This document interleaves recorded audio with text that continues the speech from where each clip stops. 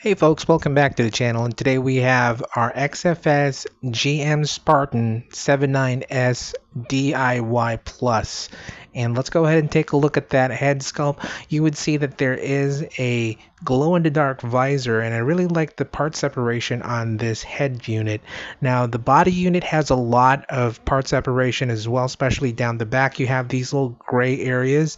You can actually build up to two different chests, or you can go with full blue or full white on this. Same goes with the arm units. The arm units have really fantastic part separation. You have these little blue accents, which you can actually make this as a full blue arm or a full white arm.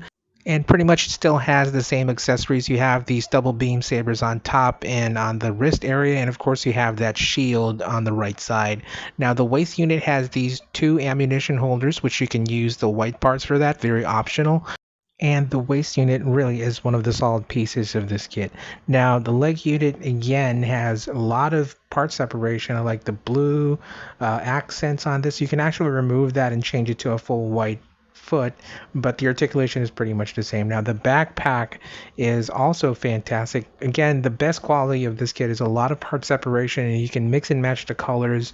You still have that removable dagger right there, and these little accents just really pops and makes the backpack look fantastic. You have the rifle, and it still has the same articulation, the same gimmicks. You have additional weaponry. This time you have a submachine gun. It looks really sleek. I like the design on this submachine gun right here. And we also have a long sniper rifle, and I think this comes from the Zaku. Now here is the alternate head. You can actually create multiple heads, actually two heads for this. This one sports a red visor and a blue main head, and of course there's a little white accent, but there's no Gatling gun to the side.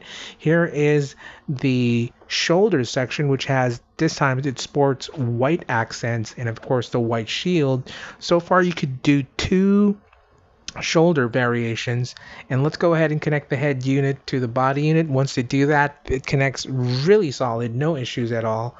And when you connect the ball joints to the socket for the arms, the only issue is that sometimes the beam sabers, they fall off, but other than that we have no problems. Now the lower half connecting the legs to the waist, it's all good too, no issues right there. I like the vents and the accents on this thing. And when you connect the top half to the bottom half, again, the issues are some of the beam sabers and the ammunition holder, they fall off because you hold that. But other than that, if you do a shake test, it's a pretty solid kit. Nothing really falls off. It's a good piece. And when you connect the backpack, it gives that solid feel, and bada bing, you have a nice looking RGM Spartan. Now let's go ahead and connect the rifle to the right side and the left side of this. You can actually connect both of them, but sometimes when you connect it, the wrist section feels a little too stiff, causing the arms to break apart, and you need to loosen that. But here is the look of the RGM with the blue optional parts, and it looks still amazing with the blue sections on that one. And here is a comparison between the original RGM Spartan colors, which was the dark green camo, and here is the DIY Plus variation. Honestly, I really like these two kits, and I think XFS has brought us that optional customization play factor that comes along with this kit, which is really fantastic. The RGM Spartan looks really fantastic in this design of blue and white. Again, you can customize this and go full blue or full white depending on your liking. You have two rifles this time. You have the Gatling rifle and you have the submachine gun, which really adds a lot of dynamism to this kit. And if you want to really make some dynamic poses, I would suggest use an action stand, but I'm using the action stand that comes along with other kits like JMS. And the cool thing about this is that it comes along with some other accessories such as the long range sniper rifle.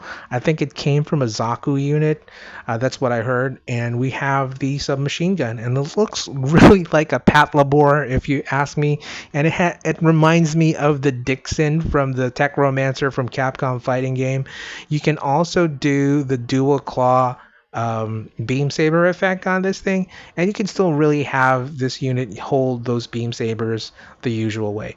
And of course, one of my favorite poses, you still have that dagger, very dynamic, very action posing right here with this dagger. And with that, let's talk about the things that I like about this kit. Number one, tons of accessories and parts. You will have a fun time customizing this kit, changing the colors, using your own color scheme. It is very customizable. It's perfect for army building, and it has good plastic quality. XFS has been very consistent with the plastic quality. It's fun with the color combinations and the part separations, and it's absolutely affordable. Now, as much as I like this kit, there are some flaws to this. Number one, it's very cumbersome to take apart. It falls off when you do that, and building an RGM Spartan is repetitive.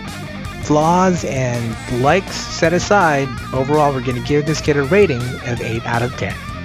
And that's pretty much all the time that we have right now, folks. If you haven't subscribed to the channel, subscribe now, hit that like, hit that bell notification, and thank you. Stay awesome till all are one. Peace out. Rock and roll. Bye, everybody. Bye.